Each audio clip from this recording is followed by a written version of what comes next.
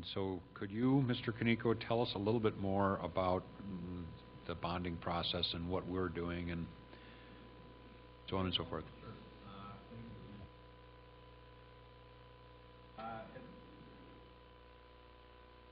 As the mayor stated, this is one of the various funding sources that we had in our arsenal for the purchase of the Fish Creek project. This was one of 9 or 10 different, if you would, pots of money that staff was pursuing along with our partners. The Governor Dayton has put together a new request submittal for state bonding dollars. There's a request form that has to be filled out, and included with that we've got to get a resolution of support from the council as well, and that'll be submitted back to the state, and that'll become part of their request that the governor will rule on next January if they decide to go ahead with a bonding bill for 2012. The request that we have in front of you, Council, is for $600,000, and as the mayor stated, that money would be used to bridge the gap between the money that we already have secured, which is a little over $1.1 million, and the total project costs, which are set to be right around $2.1 million. And this would help bridge that gap. We got another, as Council is aware of as well, it looks pretty good for a grant that we submitted to the DNR. We hope to hear on that within the coming weeks. And once we receive that, we're going to pull 3M back into the equation too, and they did express an interest to sort of re-engage that process when we hit that 1.6 mark. So we're doing pretty good on that as well. We've also submitted a request in for $300,000 through one of our partners, Great River Greening. That money would be used to begin some of the restoration work out on the site. And as you recall, Council, as part of that contract, again, at no expense to the city, the Conservation Fund will allow the city to, once we take ownership of that property, which is set to occur on October 11th, staff will be able to go out and begin the restoration work. And there are some areas that we need to focus on real quickly with to stabilize those banks in and around Fish Creek. So the contract that you ratified here at the last council meeting does contain a provision that will allow staff to do that. So staff is actually jumping ahead and beginning to explore the master plan, and part of that is securing money for restoration work, and we'll be working with our partners on that as well. XL has also expressed an interest in helping us with regard to the restoration work. But the request in front of you, is it 4.5 minutes or 4? The request in front of you is for $600,000, and as I stated, a resolution is required, which in essence is a letter of support from the council, and that'll be forwarded along with the application to the state. And I know there are a number of other bonding projects that are there as well, and this will be coupled with the many requests that they get. And we'll hear sometime in January whether or not we made the first cut or not. So, so with that, Mayor and Council, I'll turn it back to you and be available for questions. Ms. Juneman. Actually, it's not a question. It's a comment on the last sentence in our report about working with or having assistance from our legislators.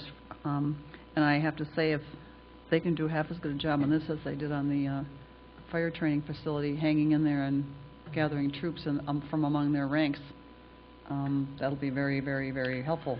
So, well, I thank them for that, but they're not off the hook yet. They got to keep working on our behalf.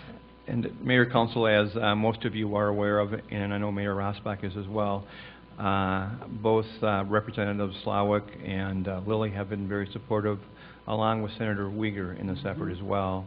And on the House side, both Representative Slawick and Lilly authored the last bond request, and then on the Senate side, Uyghur took it from there and authored that bill on the Senate side as well. So we do have their support. Obviously, we're competing with a number of different interests. The city does have some bonding applications in front of this one as well. But we're going to do our best to see to it that the state at least allocates some resources to help us bridge that gap.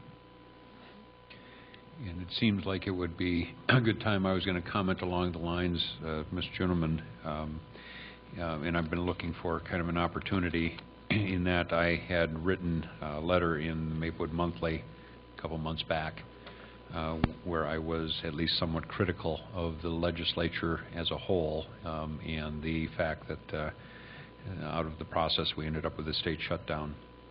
And I wouldn't retract any of that, but I did want to make sure that people were aware that the legislators that we have representing our city, which you've mentioned, Mr. Kaneko, Representative Slawig and Lilly, and then Senator Uyghur, that no one can fault them in any way for the great job that they actually do as far as being able to find funding for various projects in the Maplewood, North St. Paul, Oakdale area. And so you really can't travel anywhere within the three cities where you can't see a project that they were involved with and help secure funding. And so we certainly do hope that they continue with the great track record they have along that line. Mr. Antonin? Thank you, Mayor. Just a reminder, too, as we're talking on Fish Creek, that still part of the plan and basically our fallback position if we do run short of funds is that we are still actively looking at pursuing the development of those 20 acres that are not part of the Fish Creek area but adjacent to it for perhaps some type of residential housing development. And so I guess that's important to keep in the back of our mind that development is still a possibility and certainly is very important in fact that it would be a fallback so that the city does not have to allocate general tax dollars as such for Fish Creek. All right. So, G2, resolution authorizing submission request for state bonding funds for the purchase of Fish Creek. so Ms. Juneman has made a motion, Mr. Nephew has seconded it to approve the resolution for the bonding request. Seems to be a pronunciation difficulty in this section of the.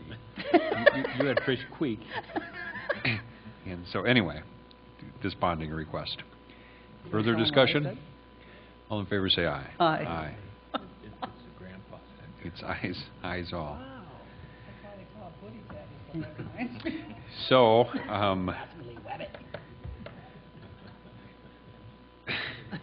The next thing that we have on our agenda is a public hearing, and typically at a public hearing, the city clerk plays a pivotal role in that there are numerous people that come up to speak, and they have to keep track of all that. And so this is an excellent time to make sure that we get the camera on Deb Schmidt, who is our deputy clerk. Ms. Guilfoyle has done a lot recently, what with the election, the recount that we had, and then the Taste of Maplewood. And so filling in tonight is Deb Schmidt. And so this is, you get now at least 15 minutes to just tell us a little bit about what you do for the city. Mayor, council, boy, that's awfully loud. You know, I am Mrs. Guilfoyle's right hand. You know, whatever she needs, I'm there to help her, and we do a lot with the election. We just had the Taste of Maplewood, which was a lot of work to put that on, and recently have taken over transcribing the minutes, so I apologize for any errors. I was happy today to see that there were none, in my part at least. Yeah. So. You want to throw somebody else under the bus for Oh the no! other part? Oh no! Oh no! I'll just leave it at that. Okay. All right. 14 and a half minutes to go. Keep going. Oh, jeez. So it sounds like, you know, as the title would imply, deputy clerk, that really you have many of the same responsibilities, although you get to let Karen make the difficult decisions at this point. Absolutely. All right. Well, thank you for being here tonight. You're welcome. So we will get now to the public hearing. Mayor, actually, what- Deb is Ms. Election. She does all of the actually paperwork up front, shall we say. So she has a pivotal role in election time. All right. So she's not taking enough credit then. That's right. Okay. The next thing that we do have on the agenda is a public hearing. It's the same public hearing that we've been having on our agenda for a while. It has to do with the Gladstone area redevelopment improvements, and it's supposed to be an assessment hearing, and then we would approve the resolution for adoption of the assessment roll. And so,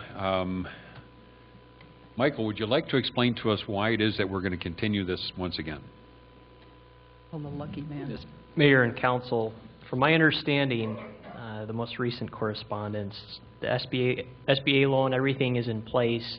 We're just working through a minor plating issue with Ramsey County. There's just some very minor items that need to be cleaned up this week. So it's nothing big. So my understanding is that September 12th, everything should be good to go. So that's why tonight, as staff, we're recommending that the City Council, again, open the assessment hearing and then immediately move to continue the hearing for additional testimony at that September 12th date. And I've received the assurance that this would be the last time that we continue this, and so hopefully that'll be the case. And so, as he said, you know, I'll open the public hearing, but then we'd want to immediately have a motion to continue it to September 12th.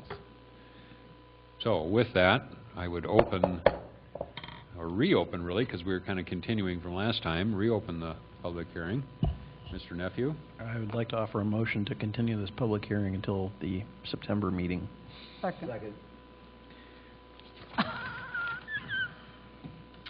So, Mr. Nephew has made a motion that we continue the meeting until September 12th.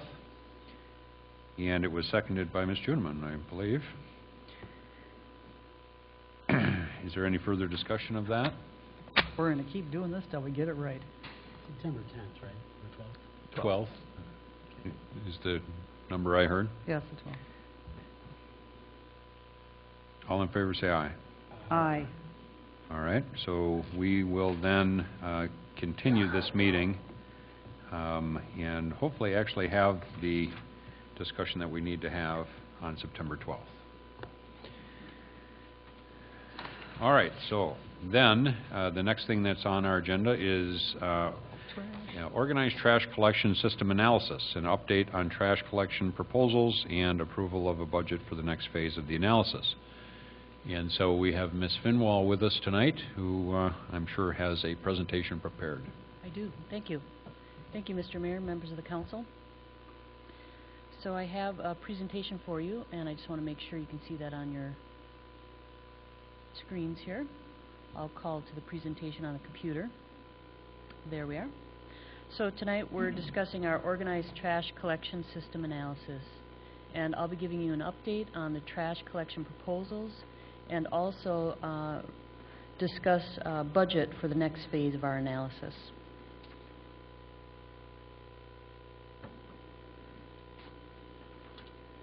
So I wanted to first discuss our request for proposal for citywide residential trash collection. The City Council, as you know, did release that RFP on July 11th, and that called out for a citywide contract, various scenarios for trash collection. And we had that released for over a month, with the due date for that proposal August 19th, which was last Friday.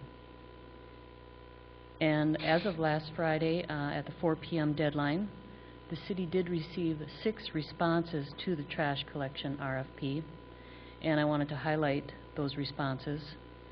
Allied Waste Services, Dick's Sanitation, Highland Sanitation and Recycling, Tennis Sanitation, Walters Recycling and Refuse, and Waste Management.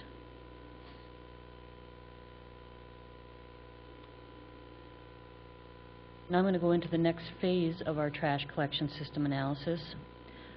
First, our trash hauling working group will give a report to our City Council on August 29th, and that report will include a report on our existing open trash collection system.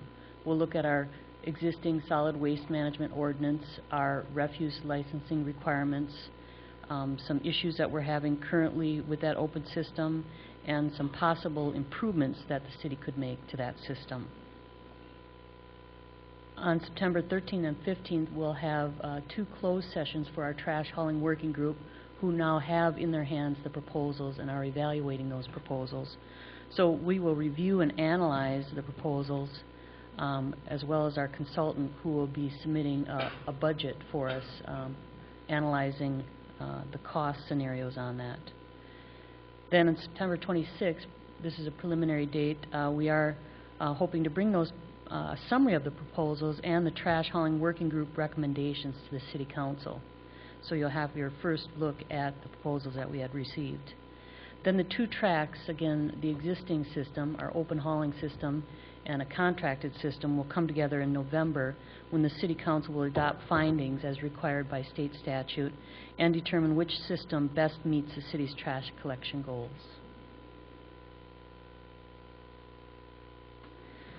So tonight we wanted to get into the budget for our next phase, which will include the analysis of the proposals, the budget analysis by our consultants, and will bring us through to the November date when we look at the 2 tracks together.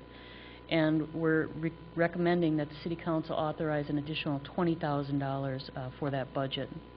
And this funding will come from the city's recycling fund, and that is consistent with the goals of reducing waste and increasing recycling. And then also I wanted to let you know that in order to supplement those funds, city staff is recommending, or I should say requesting, assistance from Ramsey County through their Recycling Solid Waste Technical Assistance Program. And we should hear back on that within the next week or so. Yes? I got a question for you. I received an email about I received an email about some kind of survey, private survey was done about customer satisfaction on the current system. What was that about? Mr. Mayor, Councilmember Copen, the Minnesota chapter of the National Solid Waste Management Association apparently conducted a survey of, I believe it was 400 residential properties in the city. And what was the result? I don't have those results, but there was an article in our Maplewood Review going into those results, and I'm sure that the National Solid Waste Management Association on their website, they probably have that survey in hand with the questions and so forth. That was not submitted to the city or to staff. We didn't have any knowledge of that survey or the results of that. Well, it'd be nice to have the information passed on, but you know, because it adds to the more information. Mr. Juniman. It's fine if we see it, but they couldn't decide what their results were, and there were 2 different versions of percentages, so I don't know how reliable it was.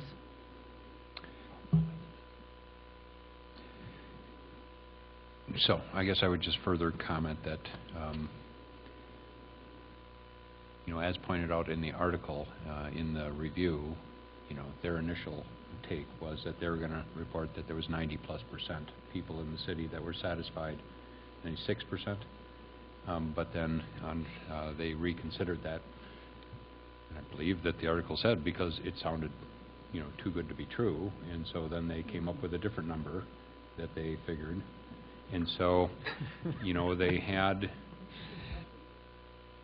did send out, I think to all the council members, a list of the questions they asked and whatnot.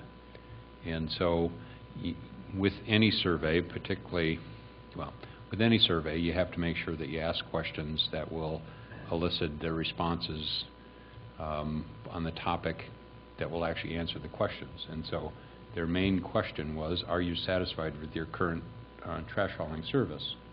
And so if I was asked that question, I would answer yes, because I put my trash out, somebody comes and gets it, and then it's gone. That's what I want to happen when I put my trash out. Now, the question, for example, was not asked, you know, if you could have your trash service be the same or better as it is now and pay 50% less, would you like that? I would answer yes to that also. And so, you know, the fact that they did a survey does not have any direct bearing. It is some information, but it has to be taken for what it is. And it is out there. It was in the newspaper, and so, but it's not part of our information. So, where were we? Ms. Finwall? So tonight, we are making a recommendation that the City Council adopt the resolution approving a budget not to exceed $20,000 for consultant assistance for the next phase of the trash collection system analysis, and that funding, again, will come from our recycling fund. So with that, I'd be happy to answer any questions.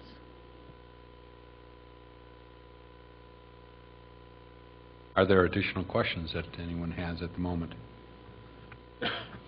So, when they're doing the analysis, those are closed meetings, kind of under the same rule, Mr. Cantrud, that we would close a meeting for labor negotiations and that type of thing?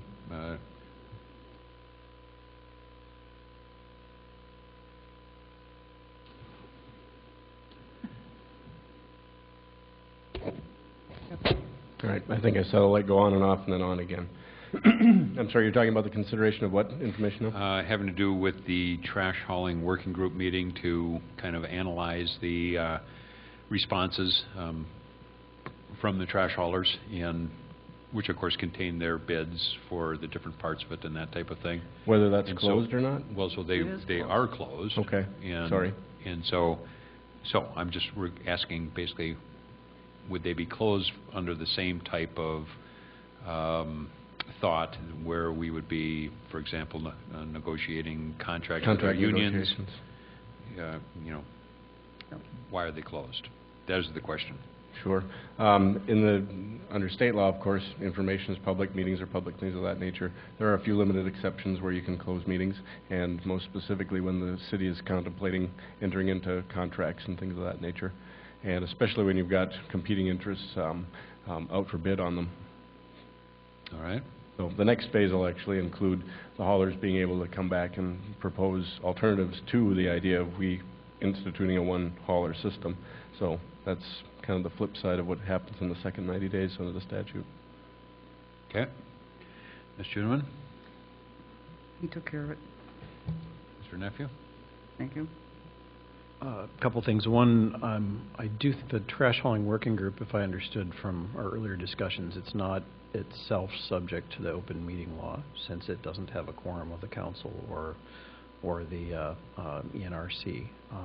But obviously we've had all of its meetings in public and broadcast and so forth. The question that I have is that now that these proposals have been received and we're going to be doing this analysis, at what point or do those proposals become public information, or at least when does the winning proposal or the recommended proposal, I don't know if winning is the right term, highest scored, whatever, when does that go beyond the confines of the working group, or does it? I think I can take that. So those would not become public until the city adopted an actual contract or decided not to go with that type of system. So sometime after November. But presumably when the city council will be getting the summary, there will be summary information of some kind, because obviously the council can't blindly say, either we're going to keep the current system or we will accept whatever the working group decided was the best proposal without knowing anything about what's in it. So when does that kind of summarized or scored information become public?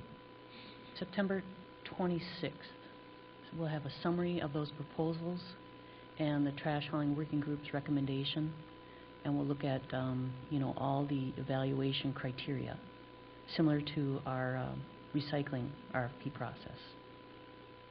So that's the magic date for people that are on the edge of their seat wondering what actually would be potentially different from what their bills look like today. Correct. Thanks. So I'm a little confused because one answer was November, and then we're talking about this in September. So Right, so one Or, would be a matter of where there would be the scoring and the broad outlines indication, but the actual text of the proposals, which have considerable detail from each individual hauler, would not be released to the, would not be provided in response to, say, data practices requests until the RFP process is concluded, either by adopting a contract or by deciding that we're not going to adopt any contract whatsoever. But the September summary would tell us about costs and that type of thing? Okay. Okay. That was a while ago. Mr. Mayor, also keeping in mind that the city has to follow the statutory process, and now we are now entering the 90-day negotiation period. Right. So we can't, the city council can't make a final decision until after that time period and after you make your findings, and that would be in November sometime. Okay. I presume in all that exchange you... Oh, you have something else. All right. Go ahead.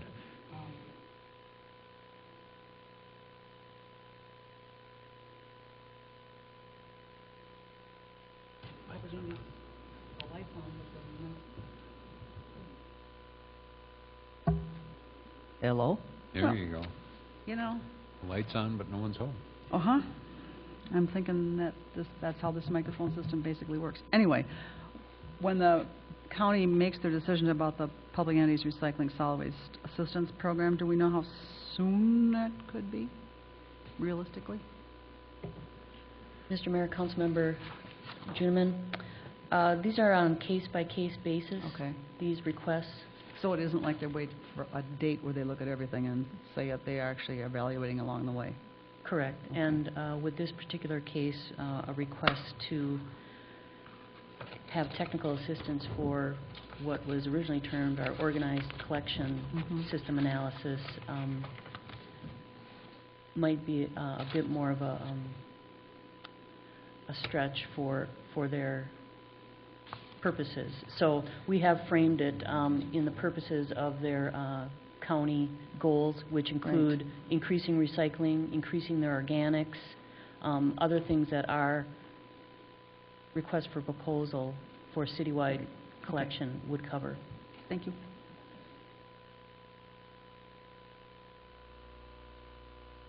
Since it's germane to the subject of this process, something that I've been working on, as council members and some members of the public may realize, has been gathering information about bills that people are actually paying currently under our existing system. And I'm going to have to finish a report on the information I have to date to get to staff this week for the workshop that we have coming up, looking at what the current system, how it works.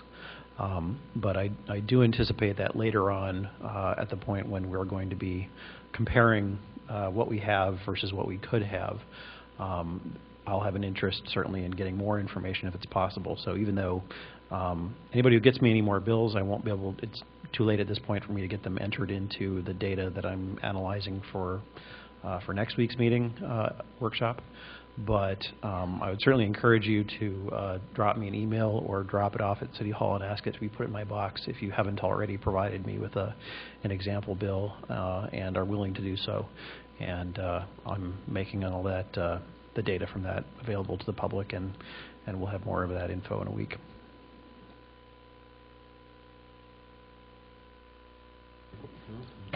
You're right this time, Mr. Copeland. Sean, I got a question. Between the consultants and the staff time, approximately how much money have we spent in this study so far? Mr. Mayor, Councilmember Copen, we've spent approximately 80% of the original budget. Which was $40,000. Okay. Mr. Lannis? I am, I think I would say that as part of the budget process in the conversation at hand, that we're trying to allocate an additional fund for the continuation of the discovery. And the misinformation that Councilmember Copen alluded to before is both unfortunate and untimely, because I think one of the things that we're trying to do at this point is have an unbiased discussion. And my objection comes to not only that particular survey that he referenced, but the fact that there in and of itself is a comparable invested group sponsoring a survey. And not to say that the Mason-Dixon folks aren't conducting fair surveys. They're asking the questions that were provided to them by those that are paying for the survey. So it's when we set out on this process, we decided that we were going to continue with a fair and open dialogue and not allow outside influence to have a meaningful discussion outside of what it pertains to the residents of our city. And so I think when we talk about the budget, and we talk about a very fair question that Mr. Copen asked, he asked a question is how much of the budget have we spent?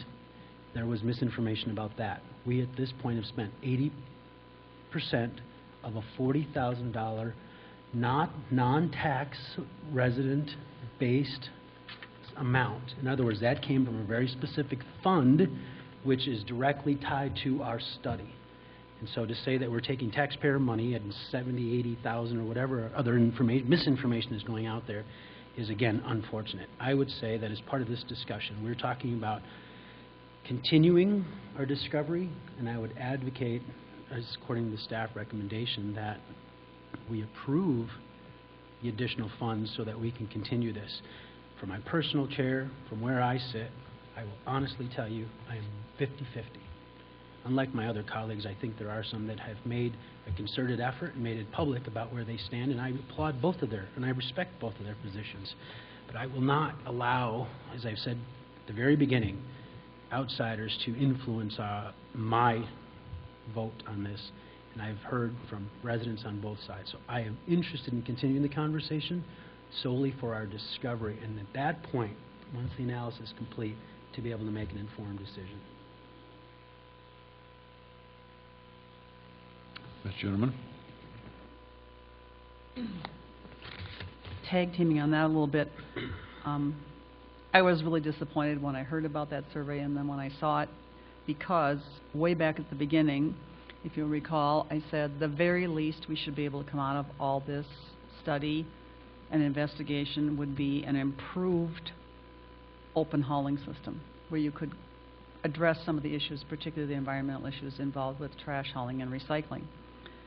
And when you have at the base of the industry an organization like this that is willing to go to great extent to warp the information that they're giving to their own customers, it's like, that's really depressing to me, because then wanting to improve your open system says you have to rely on people like this who will say anything and make it up to make it go their way. I don't know how I trust that they would do a decent gentleman's agreement memorandum or whatever. So for whatever that's worth, I hope my statement gets back to them, because I was hoping that we would be hearing accuracy. I remember asking, I won't say gentleman, the man from that organization who had got up before we even started and wanted to talk it over with us, that we were the ones that said it had to be out in the open. And then his organization proceeds to do this. I don't have a whole lot of trust, so if they'd like to find some way to infuse that trust in the remainder of the conversation, I'm open. Are there any other comments?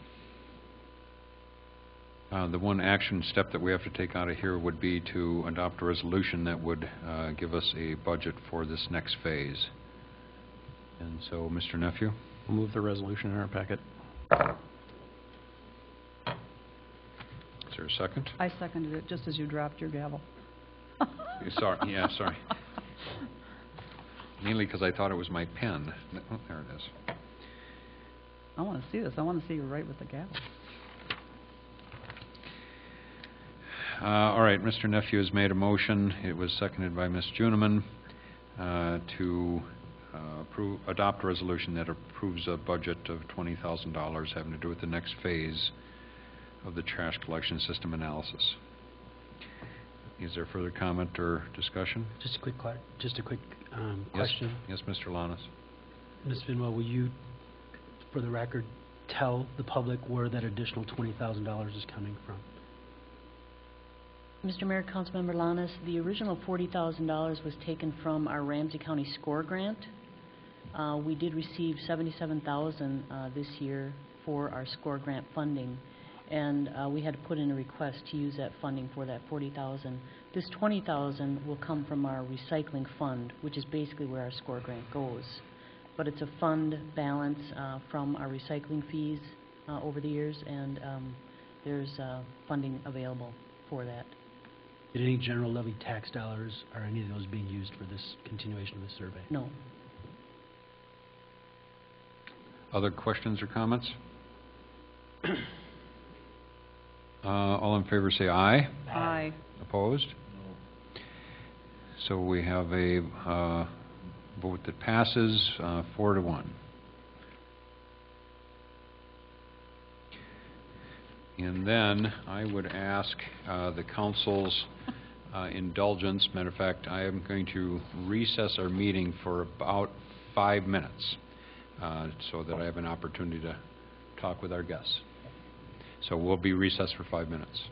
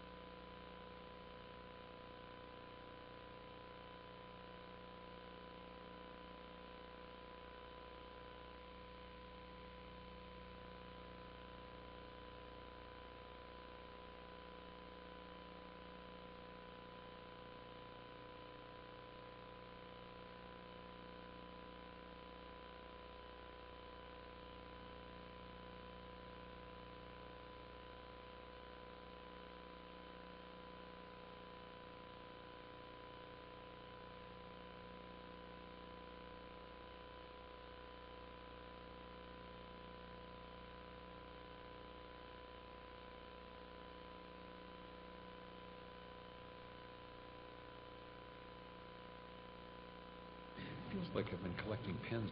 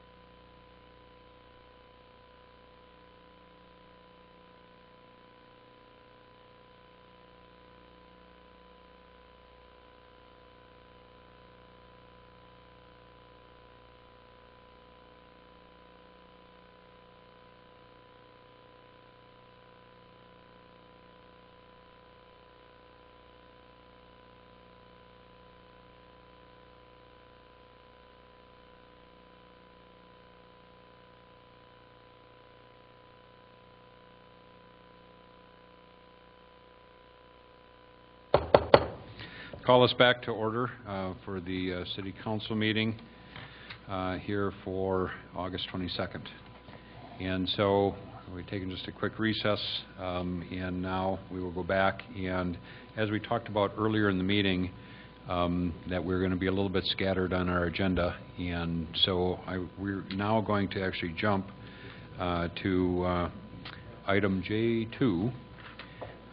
And this particular item is a resolution where we are being asked as a city to join a national Moments of Remembrance for the 10th anniversary of September 11th. And so the U.S. Senate had passed a resolution on July 22nd, which established a national moment of remembrance on September 11th, 2011, at 1 p.m. Eastern Daylight Time, which is intended to memorialize the September 11th attacks. And so we have a rather lengthy resolution, which I believe is fairly self-explanatory. And so I will do my best to read through it, and once we get through it, then the council can have any questions or comments that they would wish to add or ask having to do with it. And so this is the resolution. The City of Maplewood, joining the National Moment of Remembrance of the 10th anniversary of September 11th. Whereas the governing body of the City of Maplewood expresses their support of the United States Senate regarding coming together as a nation and ceasing all work or other activity for a moment of remembrance beginning at 1 p.m. Eastern Daylight Time on September 11th, 2011, in honor of the 10th anniversary of the terrorist attacks committed against the United States on September 11th, 2001, and whereas at 8:46 a.m. on September 11th, 2001, hijacked American Airlines Flight 11 crashed into the upper portion of the North Tower of the World Trade Center in New York City, New York, and whereas 17 minutes later, at 9:03 a.m., hijacked United Airlines Flight 175 crashed into the South Tower of the World Trade Center, and whereas at 9:37, the west wall of the Pentagon was hit by hijacked American Airlines Flight 77, the impact of which caused immediate and catastrophic damage to the headquarters of the Department of Defense. And whereas at approximately 10 a.m., the passengers and crew of hijacked United Airlines Flight 93 acted heroically to retake control of the airplane and thwart the taking of additional American lives by crashing the airliner in Shanksville, Pennsylvania, and in doing so gave their lives to save countless others.